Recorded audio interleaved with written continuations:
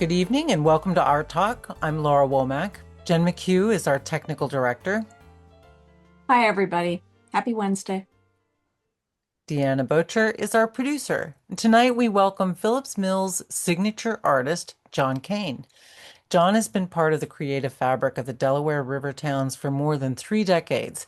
And this year his painting, Phillips Mill in Winter, is the featured image for the 97th Annual Juried Art Show.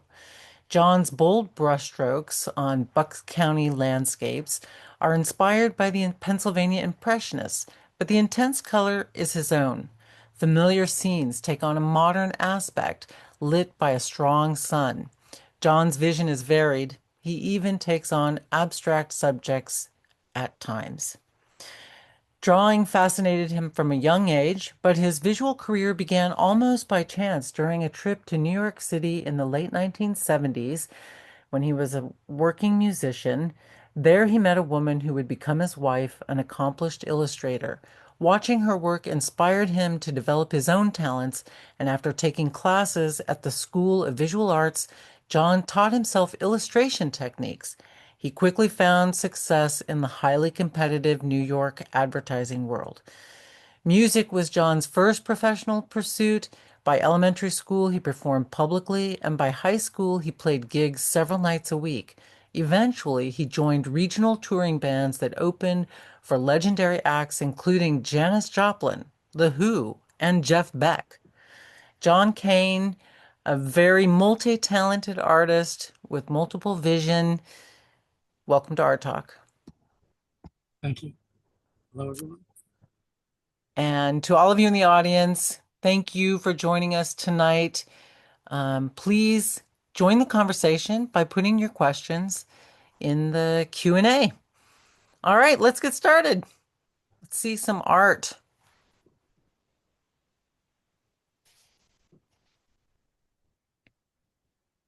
Okay, John, this is your self-portrait and the signature image winner. And we're going to go to the next slide and start talking about your work. I'll say something about the portrait because excuse Oh, me, okay, sure. I painted it in my bathroom, which is rather small. So I was, kind of like this, looking in the full length mirror, and so it wasn't ideal, is what I'm trying to say. Oh, it's a It's very striking portrait. I mean, you look very cool. I can see you as a musician. Is that a pork pie hat? Yes, it is. Yeah, yeah. It's like a They vintage. It's a vintage thing. I had gotten that in New York. I found it in one of the shops in New York. a style with longevity among musicians in particular. Yes. All right, great. Thank you for showing that to us, Jen. And here we go with, yeah, so tell us about this year's signature image for the Phillips Mill show. Well, I had started this painting like a couple months before the request um, for images for the advertising, and then I got an email, and I thought, well, let me finish this thing and see what happens, and so all worked out. All right, well, that's very good. So tell us a little bit about what your vision was. So this was something that you had already decided to paint, which is lovely. It is a great building. Why did you choose the mill? I had taken a photograph, and I just liked the looks of it, and so I just started painting away. Okay.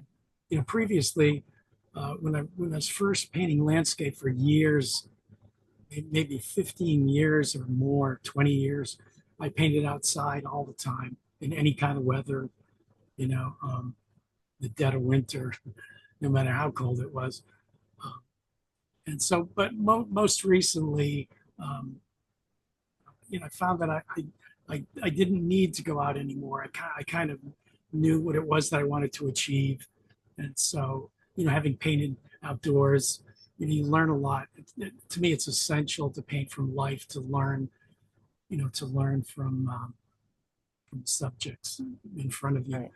Um, but after a time, you're looking for different things, and but the experience of being outdoors, I just loved it. I love being outside. Right. That heavy. Cold day here though.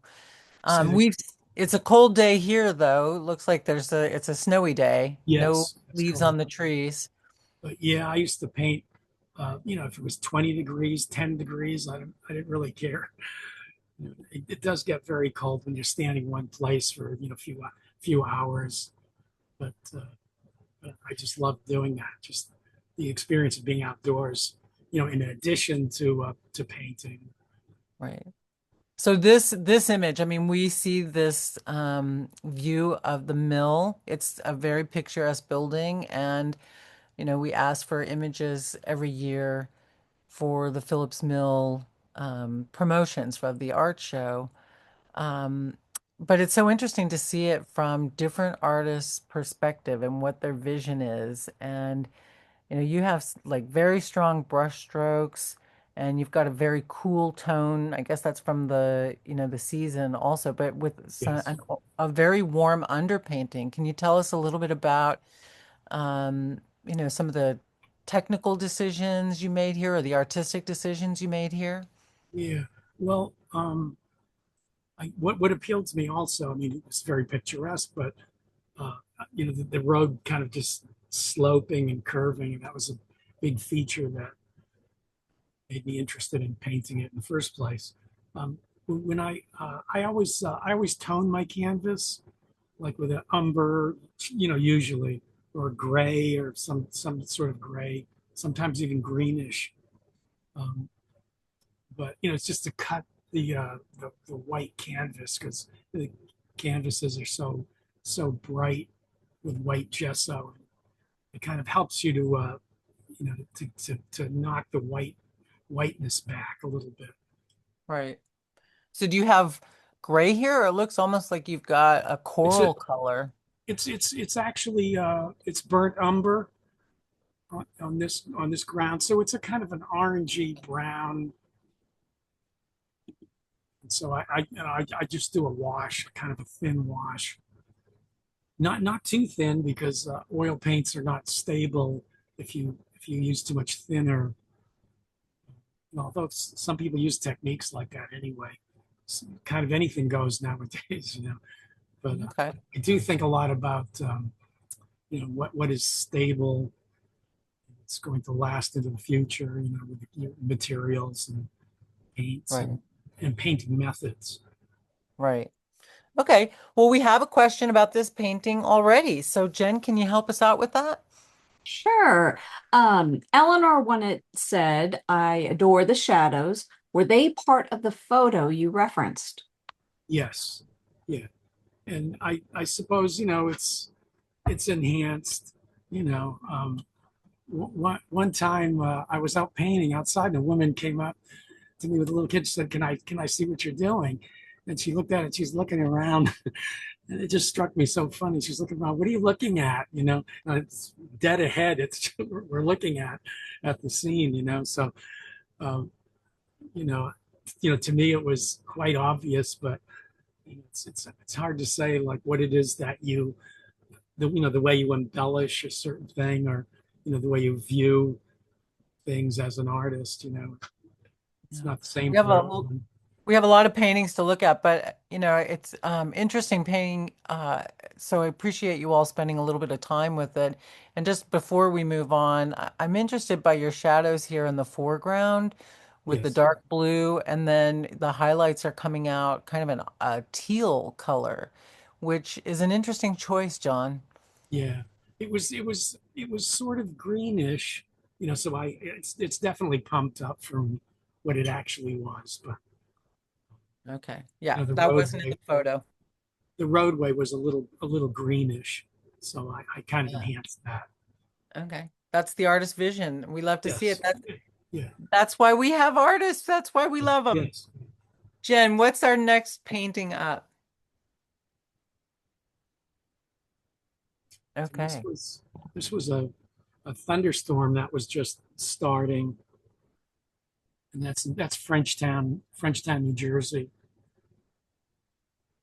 So very different feel here. We have the heavy brush strokes. but we're in a really dark palette here. We still have that gray, the sort of the teal in the Yeah. roadbed, but much toned down. Tell us a little bit about your choices here. Um, this is painted, excuse me, a little bit more thinly than the previous one, but still brushwork is very important to me. I just love the material paint. I could just like move it around and I'd be happy, if I wasn't painting any particular subject. I just love the material itself and what it does and the way it looks and feels. And So, John, it's interesting choice with the black for the shadows. I mean, again, I'm a lay person and I don't have the background or training, but a lot of the paintings I look at, artists don't tend to choose black as a shadow. well, And that I don't use any black in my landscapes, and these are mixtures of dark colors, that will kind of yield a kind of black. If you use just, especially in realistic paintings, although artists throughout history have used black even in realistic or impressionist paintings, but um, it tends to, if you use just black out of the tube, even mixing it down with other colors, I don't like the looks of it. It kind of makes a hole in the canvas, a visual hole, and it kind of separates itself from the rest of the canvas. So I never use black unless I'm doing something abstract, and then I sometimes use black. Um, right. it's Okay. And different. then, yeah, maybe on my monitor for my laptop, it's Yeah, darker than it on my it's monitor for my. actually, it's actually greenish, Okay. very dark, but it's Okay. greenish. And I really delight here in this, the way the angles on the road bring us to the back. It's a very dead on picture, but in the back you've got that car turning, and the Yes. headlights are so intense. Yeah. Yeah. Nicely done. Okay, next up, and you're all welcome to join us in the Q&A. We'd love to have your participation in the conversation. This is the Frenchtown Bridge, looking at Frenchtown from the Pennsylvania side. And I was out I was out painting with a friend of mine, and she was painting the same scene, and so I did this. So, John, what about these pinks? Um, I guess it must have been fall or something. Yeah, it must have been fall. Um, I can't quite remember, but it was a while ago. But Okay. it's kind of like a feeling too. You like if you, and I'm sure the other artists who are watching, they already know this, but um, if you look too closely at one area, um, things tend to look gray. Like if you're looking at the tree trunk, for instance. I mean, there's so many colors there. There are blues, greens, reds, oranges, and you choose what you want to enhance. And so, like if you kind of look at the scene with a kind of a soft vision, other colors and ambient colors will appear. Because if you Okay. focus too hard on one little area, you won't get the sort of these impressionistic great colors that we see. So many artists using. So what about the intensity of this color though? I mean, it's such a brightness, and yet even in your shadows, like this purple that's Yes. coming down the bank, Yeah. I mean, it's a very high chroma, if that's the right Yes. term for it. And so it has such a different feel from the nighttime scene that we Yeah. saw a moment ago. And that's another thing that I like to play with, because just using a different palette, you know because I hate if I go to a show and there are 30 paintings or whatever it's there, and they're all the same palette. It's really boring to me. I like to vary my palette. And when Okay. I'm painting something, I always think about, okay, what am I going to do with this today? How Right. am I going to treat it? And there's so Yeah. many different ways of painting and just treating a particular scene. I like the sort of chartreuse highlight on the bridge Yes. architecture. Oh yeah. Yeah. Okay, next up.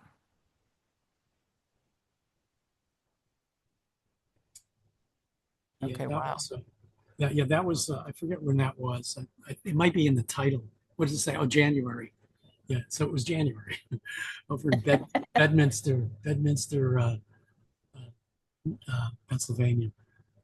So Okay, yeah, I think the sun was setting, and what I've done like in the past is like because uh, a scene like this will last. At times it might last 5 minutes, 10 minutes, 15 minutes. So at times I've gone out and I was keeping a notebook. And so I would take notes of different scenes, at what time it looked in a particular way. And so I might go out like the day before, like a picture like this. This one I happened to paint in one shot. But, sometimes I would go out and just do a rough scaffolding, just with umber, like a drawing rough, and then go back at the moment the light is in a particular way, and then just as fast as I can, just chop away at it. And, um, I think it has that feeling of a painting that is, is in very one. spontaneous. Yeah, Yeah, exactly. It has a lightness to it and a simplicity, and yet you really conveyed that burning sun. yeah. So you're not going for realism, John, are you? No, not at all. No, no. So some are more realistic than others, but So do you have a philosophy of, you know, the painting, what you're trying to convey? no, not really. I just I think I let emotion, rule the moment, just the way you feel about the thing without really thinking much about it. Um, I mean, this is a really, I can see that. This is a really emotional painting. I mean, the just the intensity of that sunset. That's these go to 11. I was thinking about that as I was introducing you, The juiced it up referencing all the way. Yeah. that's right. The the Spinal Tap famous Yes. joke, this Yeah. the speaker, this goes to 11. And so and yet to put the purple in there, I feel like it's a no fear choice. You know, do you ever have fear? Do you ever think like, wow, No. this is, No. No. I mean, Never. that's No. pretty remarkable all by itself right there. Yeah. No. I never do. And I treat everything the same. Really. I have artist friends that go, oh, this particular thing. Oh, water is difficult to paint, or flesh tones, or this or that, and it's all the same to me. It's just I'm just I just go what's before me, and I don't treat anything any differently, any area or, you know, Do you think about the viewer? the viewer. No, Yeah. you know, That's I don't fantastic. know. I think that's a really hard place to get to for many artists. Being an artist to me, I feel there's no democracy there. You're the supreme ruler, so you just do what you want to do. It's one of the few places in life, where you're the boss of every aspect. And so I don't, some artists, I have friends that just, what are people like? To me, that's sure death, you know, if you're trying to paint what you think people like. You just paint what you paint, and just feel it, and they'll find you, you know, that's my feeling. So, I think that's a great thing for any artist to take yeah, away. yeah, Jen, we've got some questions pouring in. Thank you all for them. Let's see if we can get them answered for you. Okay. I just have to say, John, I love this painting. I can totally relate to it in those last moments of yeah, sunlight in the winter when you're just trying to grab on. And I love the little teeny light in the window. Like you feel a little warmth yes. Yeah. in there. Um, It's anyway, amazing. It's amazing to me how intense and brilliant, a particular moment can be in nature in the wintertime. I love this particular time of the day, and Of course, it doesn't look like this, of course, every evening, but And it's also gone like that. yeah, It it's just gone in a it flash, So yeah, if you don't snatch it up, it's gone. yeah, yeah. So then this is a And I great painted this on segue. site. What? I painted this on site Oh, too. well, that answers one of our questions. Joyce said, do you paint exclusively in plein air or do you photograph your scenes? I used to, like I said, I painted hundreds and hundreds of paintings, outside, and I never changed them when I came inside. It was all plein air. But currently I use photographs. I'm kind of looking for something a little different. It's maybe a little more thoughtful, not as off the cuff. Um, Frank wants to know what size are your paintings? This one I think was smallish. It was just maybe 11 by 14, but I paint big ones outside too. Maybe up to like 30 by 50, 40 by 50. So you've got to hustle. You paint a big painting like that because the light, you've got a window of maybe, depending on the scene, like this window is probably maybe 20 minutes. Um, but just sort of generally, you have a window of maybe 3 hours tops, I would say. And so I would either complete it in that time or I would go back on a day that the lighting was the same. Okay. Elaine says, great paintings. What style would you consider these paintings, and did you evolve into this style over time? It did evolve. When I first started painting landscape, um, oddly enough, they were very tonalist. So it was a lot of grays and whatnot. But when I was before that, I was an illustrator. And I was known for my colors. So I'm not sure why the paintings outdoors were so tonalist, but uh, then eventually, they brightened up. I wanted to, use stronger colors, and I was a fan of Fauvist painting, also post impressionist, and so I was trying to free myself, and you know just do what I felt really.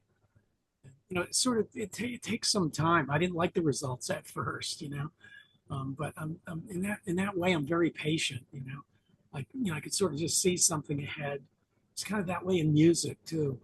Um, and eventually you get there just by picking away at it, just being persistent and being dedicated to it, I guess. I was going to ask you that, John, that music is such a direct line to emotion. It's such an Yes. expression of emotion.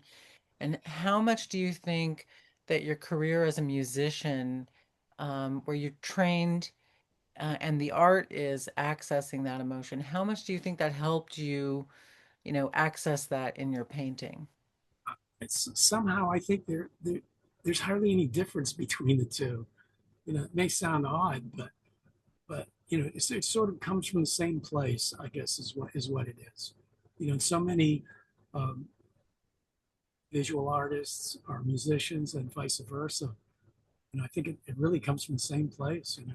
So in music, there are shapes, there are tones, it's kind of the same thing. It's all one and the same to me. Okay. Well, let's keep those questions coming. We're going to look at some more artwork and then we'll come back to some more questions. Those were great questions. This is over in New Jersey. It's called Raven Rock. And so I painted that outdoors. That was painted there. And that was like, I think maybe 24 by 30. I'm always curious about that too. When I was at the Mitchner, I asked somebody, why don't you put the size of the paintings on here? Because artists want to know, how what the size is and in books and all of that. Right. So, John, here I'm struck in some of your other paintings as well with your daylight light. You it seems to me that you have a very a tendency towards the very strong, almost harsh sunlight. Your paintings Yeah, are not harsh, yeah, but you're going for, unfiltered sunlight. yes, yeah. Good observation. I almost always paint with sunlight because the tonal range, the values is so wide. It goes from the brightest to the darkest, and I like that, generally. So that's interesting. Your response is really interesting to me because a lot of photographers feel like the midday sun, that strong sunlight fades things out. Well, yeah, generally, I don't remember when this was. Yeah, I think it was like um, it was later afternoon. It was probably not as because in the midday the sun is a little harsh and it generally doesn't look good. A lot of painters won't paint in the around the noontime. Oh, there we go. Let's see that next painting up, Jen, because I think it also has, again, it's a very different feeling of a painting, but it has that strong sunlight Yeah, again. Those whites are just, they're not flat, but they, are really coming at you. yeah. I like that complete range of light and dark. And in here we're looking at, I mean, you've got a lot more color happening in this one. I mean that they are all high chroma, but in the, like for instance, in the sunset, you're working with a very limited number of Yes. colors. And here it's just the whole thing is a wash in a riot of color. And yet this is a much more controlled painting at the same time, whereas the sunset was just such a wash of color. Yeah, like the sunset, I had to work fast. Uh, Otherwise, the scene was going to change completely. So tell us about working about on this one. Yeah, I was kind of a distance away. It looks sort of like I was close, but there's a long field in between. But of course, I'm zoomed in on the scene. Um, and I don't remember the time of day. Actually, it may have been in the morning, early morning. And I really love the sky here with all of those brush strokes, big bold brush strokes adding up to, what ends up being a very subtle Yeah, sky. Okay. Shall we go back to some questions, Jen? We appreciate all of your thoughtful questions for John. Sure. Karen said, well, Eleanor first. John, are you influenced by the Phobos, which I think you said you were? yes, yes, Okay. very Um, much. and then Karen has a longer question. Can you talk more about your trajectory as a Bucks County artist? Galleries, shows, how did you start? Well, I was an illustrator in New York City and then moved to New Hope. My wife grew up in Pennsylvania, so we just came to New Hope for a little visit. And we thought, illustration was really tapering down at that time. Um, so we visited New Hope, and we thought, boy, it'd be cool to live here. So I continued doing illustration for a while, but it just really kind of died after a time. Um, and I was already interested in uh, painting French Impressionists, uh, Monet and Sisley and all those artists, and Fauvist and Van Gogh, and then I discovered the Pennsylvania Impressionists. And at the time I moved here, you could see red fields in the junk shops, and Walter Baum, and all those great artists. And so I got to see the real paintings, and they really weren't the prices really weren't that high at the time. And So anyway, So that were you buying Impressionists? no, I should have though. I should have. I'm still kicking myself on that one. But so yeah, so I started painting landscape. And, and, yeah, you Okay. know, painting like occasionally. Then it really became I became obsessed with it. I was out there every day. So Okay, let's go to Durham Road. That's number, oh, we're going to look at your that's some illustrations here. illustration. Yeah. Yeah. So Okay. that's very different, obviously. So tell us about your work here. That's that. Those are all airbrush paintings. So when I got to New York, I was in the subway. I would see a lot of the really good airbrush artists. They were posters and on the subway platforms, and um, so I just loved it. And then I bought myself an airbrush and compressor and all of that, and some books, and just started away. And I got a and this was after the realistic airbrushing. This is airbrushing, and it tends to look like screen printing. A lot of the art directors thought they were screen prints, um, but it's more flat. They're flat colors mostly. So tell us a little bit more about, you're largely self-taught. You did go to the School of Yeah, Visual Arts. and that's the airbrushing realism. And um, so, what was the question? I'm sorry. Yeah, no, just that you're self-taught because I Yes. think you have such a wide range of styles. And you're, even in your paintings, I can see almost different artists depending on which painting we're looking at. And Yeah. here, there's a lot of character in those fries, the ketchup bottle. There's a lot of personality here. I feel This like one. you're bringing a lot of yourself to it. Yes. Yeah. This one, I love animation. The old animation. When we lived in New York, we would go to these animation festivals at the Thalia. It was a revival theater um, uptown in Manhattan. And so they just played cartoons all day long. It was from the 40s and 50s, and I just love that stuff. So this is kind of like a kind of an animated kind of feel to it. So you mentioned the French fries, and Yeah, in a way, exactly. I feel like they're going to get up and start dancing. That's right. Or they just did and now they're tired. They're resting. Exactly. And even the tile, there's no the edges, you would never see tile like that because nobody could place them.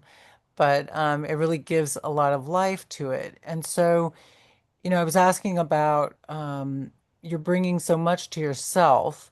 What was your experience of taking classes at the School of Visual Arts? Well, uh, we were actually at the School of Visual Arts. We were taking animation classes. So, and I never really did anything with that. Um, Previously, when I was still in New Hampshire, I took classes at the University of New Hampshire, and so they had some really good instructors. But I kind of felt like I didn't really learn anything. Everything I learned was on my own. Before I started taking any classes, I was going to the library, and my first interest was in Albert Dürer, the German artist. Uh, his wood, what are they? Etchings and dry point. And I was just an unsophisticated farm boy, so I didn't know what that meant. I thought they looked like pen and ink drawings to me, so I was copying them with an ink pen. And then I found Renaissance drawings, and Michelangelo and Leonardo da Vinci, Raphael, and was really enamored with that. So I would go to the library, and because you couldn't take out the big oversized books, and of course there was no internet, there was no nothing. I didn't really have access to books, so I would go to the library and copy, uh, Michelangelo drawings and things like that. That's So kind your of how I teachers got were the started. best there were, really. Yeah, well, yeah, yeah. I was But not. but I've what certainly about feedback? Did people give you feedback? What yes, and when I was in New Hampshire at the University of New Hampshire, the instructors were good and they were very encouraging, and so that was very helpful to me. They were very encouraging, and one of my instructors was a graduate of Pratt in New York, and he said if I wanted to go there, he would fix it up for me, but I ended up not going. So I was still playing music and playing a lot of nights a week, and so And that's got to be it's the worth the finding the draw of job. the glamour, right? For the young musician having Well, success. I mean, I loved playing, of course, but when I was on the road traveling, I hated it. I have to say, I'm very much a homebody, so I hated the travel, and that's kind of what killed it for me in the end. Just sort of couldn't cope with it. But it's So pretty amazing to be playing opening for Janis Joplin, Jeff yeah, Beck, The Who. I yeah. mean, these are not The Beach these. Boys, Eric Burden, 10 years after. Yeah, it was amazing, really. I think I was very young, 18, 19, whatever it was. And so I don't think I really appreciated it like I would now. But, Okay. Let's look at a couple more illustrations, Jen. And yeah, and that's more in that kind of animated, inspired thing. completely recognizable as a John Kane. I should mention that I was doing these little thumbnail drawings of things like this for a long time when we lived in New York. And my wife goes, "That's what you should be painting." So I did one as a painting, and so this thing evolved.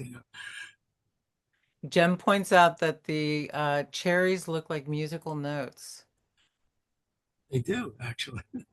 Thought Not of it. intentional, I see. No, no, no, Okay, very good they do. call, Jen.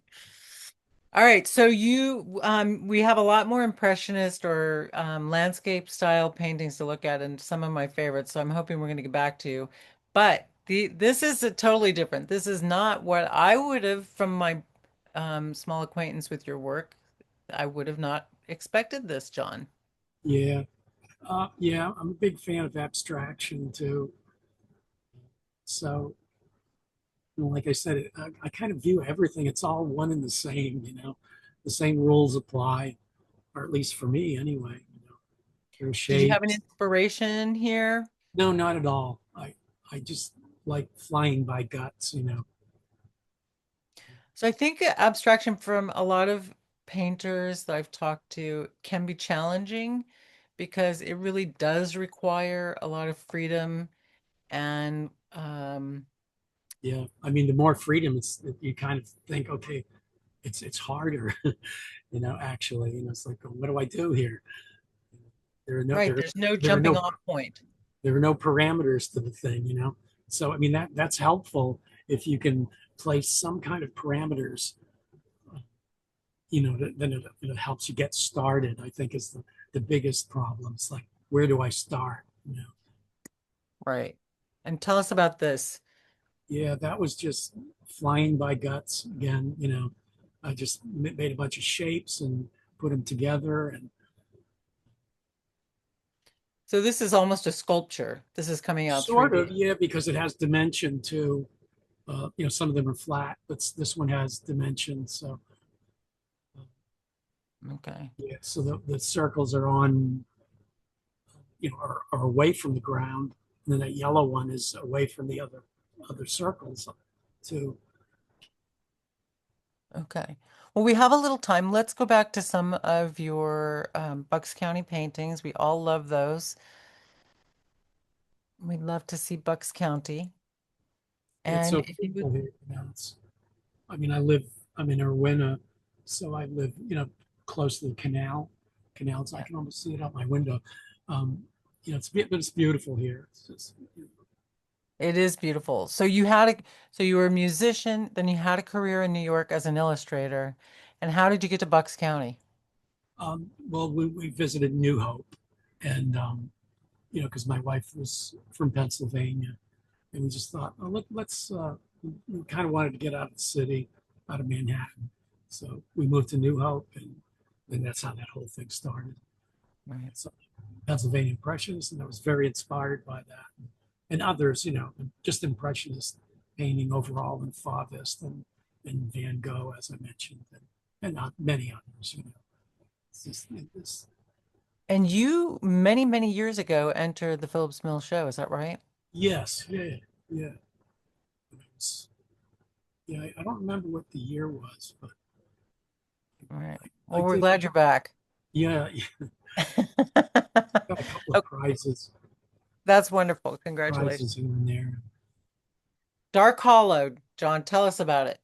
Yeah, that's a really cool spot to me. Although it has changed, I think some of it's torn down now,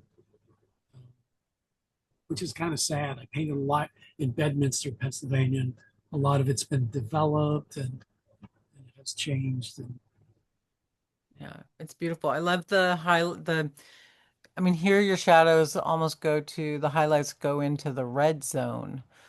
Um, Again, I don't think that's a conventional choice.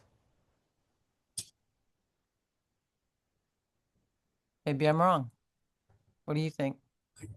I don't know. All right.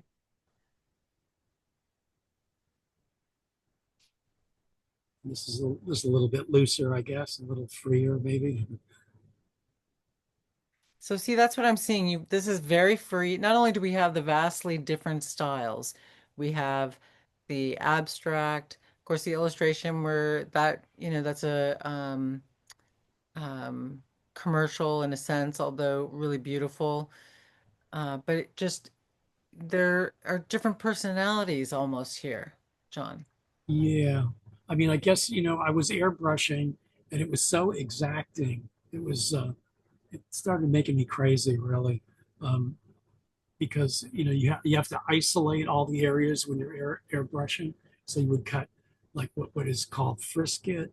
It's an adhesive backed film, and, you cut it out with a swivel knife, and, or a scalpel, some people use. And so you had to isolate each area. So it's very exacting. You do a drawing that was very tight,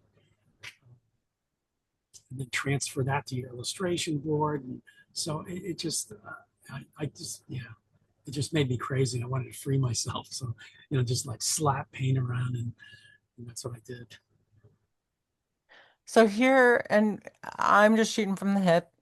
I'm seeing a painting of Van Gogh's that is an orchard, and you've got those the tree architecture, and you have that sky with a little bit of green in it. I think he did a lot of green. And your Yeah. foreground, the lower You, right, you've got a little um, aqua happening in those yeah. blues. And it's just the color of and I'm not sure, I'm sure I pumped it up or even altered it or something, um, but the question about the sky, uh,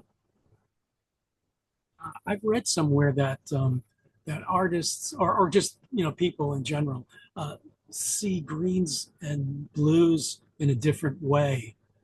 So the sky might appear to be greenish to one person and bluish to someone else. But Okay. I stretch what I'm doing. So Well, I read somewhere that when Chinese artists were first encountering Western painting, they felt that the very realism of Western painting at the time was, to borrow a phrase, a stupid human trick because, well, you've got nature right there. And if you yeah, just work at it, you can get it. Now, I disagree. I love all different kinds of art, yeah, but I think it is fun when an artist like you takes us to a new place. So, yeah, yeah. I guess overall I would prefer that, but there are photorealists, and I can actually do that because I was an illustrator and did realism, and that's what it required for some of the work that I was doing, because I was doing like product rendering and stuff like that. So it had to be very realistic. But even there, I was trying to pump it up somehow and breathe some different life into it. Otherwise, just hire a photographer. Right. That's right. Okay, let's see the next painting up. And that's the Frenchtown Bridge from Frenchtown, New Jersey. And I just enjoy this. It almost has a red and green holiday aspect to it, and then the warm glow of those lights. Um, it draws you right in, John.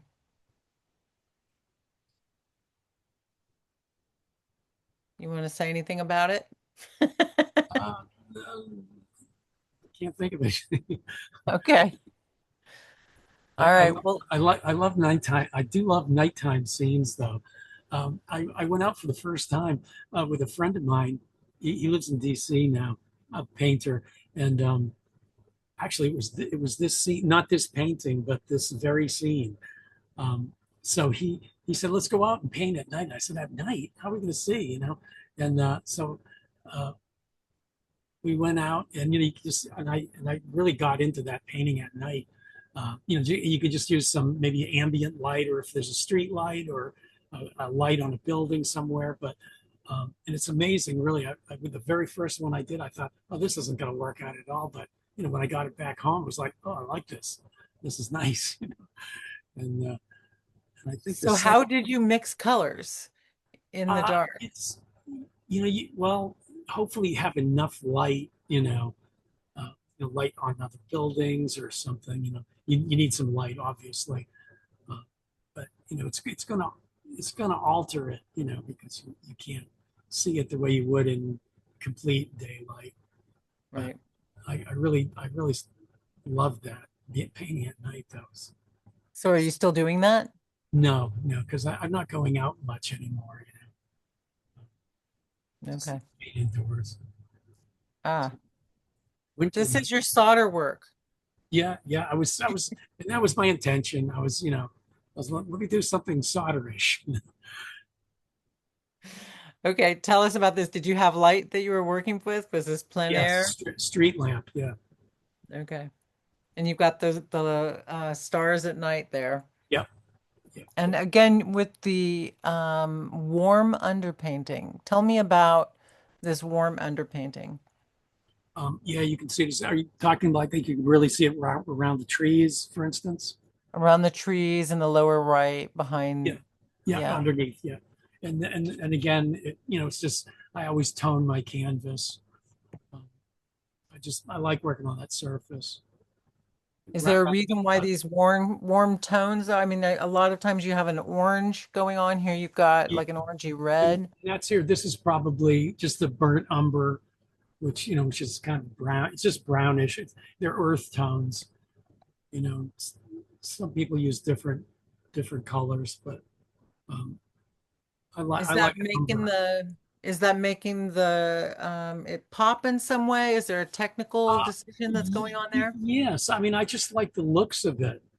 Um, to let areas of it show through. I just like the way it looks, and of course I wouldn't be able to do that so much if the canvas was stark white. Right. Okay, It, fair it, enough. it would interfere with. It's Right. kind of like it's almost like I think I was used to drawing on toned papers. When I was into my you know copying the master drawings, they were often on toned papers. Uh, so the grays, greens, whatever you could use anything. Um, I even used reds at times. It's just a nice effect. Plus, it's kind of a middle tone. There's a middle tone, so then you paint. Your darks are at that end of the spectrum, and then your lights are another 50% or so from your middle tone. So I just like Okay. the sensation of it, and the feel of it. All right. I like it too. So I appreciate you sharing that. Okay, we've got some questions. Thank you all for participating. Jen, what do the people want to know? Sure. Emily said your works are very impressive, and she asked if you are left or right-handed. Okay, that's a good question. I think I was born left-handed. So my father was from the old country. I think it was some kind of had some sort of superstition going on there, and he kept forcing me to use my right hand. That's what he told me, um, so I was always using my left hand. So I'm kind of like ambidextrous now. If I'm eating, I eat with either hand. Um, So that's great for so your brain. maybe I don't know, but Maybe great for your art. I play guitar right-handed though. So Okay. Interesting. Well, thanks and for that question. That's the first time we've had that question. about What being else, Jen? left-handed or right-handed. Yeah. Yeah. Yeah. Yes. Yeah. And then, oh, Emily said thanks. I can see that you were left-handed. How Interesting. so? I was thinking that you were right-handed when I was looking at your brush Well, strokes. I am. I am. I You paint paint with right-handed. your right. Yeah. Okay. Yes. Basically, I was trained to from my father to use my right hand instead. I don't know if that was good or bad, or I have no idea. But anyway, I What's think there's what's the both. next question? Joyce wants to know, what is your paint medium?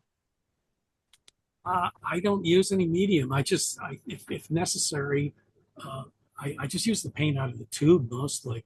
I don't mix it down. I'll use some thinner if it's too thick, and that's it.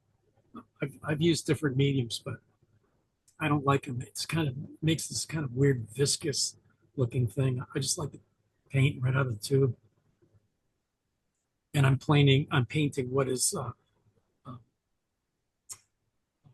what's it called? It's a Mhm. painting technique. It's just wet into wet. So the painting is, generally speaking, the painting is always wet throughout. It's wet when you start and it's wet when you finish. So I'm not building layers on top of dry paint. Some people have all kinds of like crazy methods of layers on layers, and I don't know. I can't be bothered with that stuff. I just Okay. start chopping away, and All right. Well, it's a little bit up. There we go. Thank you, Jen. Street trumpeter. Here, this is where I really noticed that underpainting where you've got those grays in the backgrounds, you've got the white, and to me it looks like orange coming through. Maybe it's the umber you're talking yeah, about. yeah. It's a toned canvas. Yeah. In the background actually was stuff. It was because it was a cityscape, so I just kind of made it abstract and just to simplify it. Yeah. And again, it's a beautiful painting, a beautiful portrait of this young boy. Tell us about your inspiration.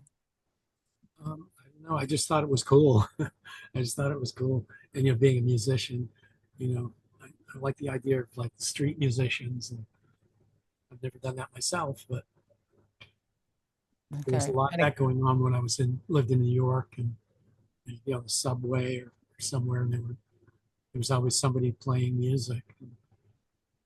it's really nicely done. And I noticed the sun on him is also strong. Yes, there's a strong Yeah. sunlight. All right. So this we haven't done this before, and my apologies to Jen because I need her help doing it. But I'd like to compare two different slides. We'll look at one and the other if that's okay. And it's slide 21 and then the very next one. And they're very similar subjects. And to me, they look like two different artists painted them. And so I'm really curious about your input and anybody in the audience too.